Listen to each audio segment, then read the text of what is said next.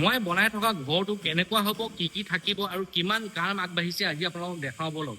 আৰু মই ৰেষ্টুৰেণ্ট এখনো বনাই আছো, সেইখনো আপোনালোকক দেখাম। সেইফালে আমাৰ এণ্ট্ৰি আৰু এইটো এটা স্পেচিয়াছ লিভিং ৰুমৰ লগতে এইটো এটা হৈছে অপেন কিটচেন, য'ত থাকিব এখন ব্ৰেকফাষ্ট কাউণ্টাৰ, ওচৰতে এটা বেলকনি আৰু লগতে এইটো আমাৰ গেষ্ট ৰুম।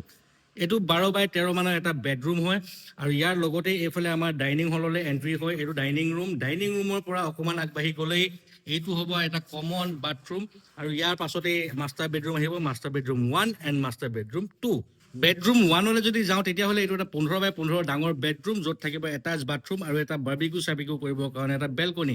আৰু বেলকনিলৈ যাবৰ কাৰণে ইয়াতে গ্লাছৰ শ্লাইডিং ডোৰ হ'ব। আজিকালি চলি আছে ট্ৰেণ্ডত, সেইকাৰণে ময়ো লগাইছোঁ। মাষ্টাৰ বেডৰুম 2লৈ যাবৰ কাৰণে এইটো এণ্ট্ৰি কৰিয়েই 14x12 মানৰ এটা স্পেচিয়াছ বেডৰুম, য'ত থাকিব এখন বেলকনি আৰু এটা এটাচ বাথৰুম।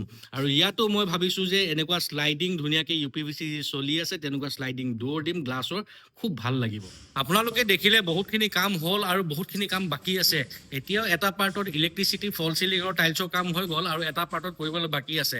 আজি ইলেক্ট্ৰিচিয়ান আহিছে আৰু ইলেক্ট্ৰিচিয়ানে তেওঁলোকৰ আজি ইলেক্ট্ৰিচিটি যিখিনি মানে কনচিলিঙৰ কাম আছে সেইখিনি কৰিবৰ কাৰণে আহিছে। আৰু মই এনেকৈ ভিডিঅ'ৰ জৰিয়তে আপোনালোকক দেখাই থাকিম কেনেকৈ কি কৰি আছোঁ আৰু কিমান আগবাঢ়ি আছে। আপোনালোকে ভিডিঅ'বিলাক মৰম দি থকাৰ কাৰণে থেংক ইউ। আৰু বনাই থকা ৰেষ্টুৰেণ্টখন নেক্সট ভিডিঅ'ত মই আপোনালোকক দেখাই আছোঁ কেনেকুৱা হৈছে, কি হৈছে, চাই থাকিব আপোনালোকে।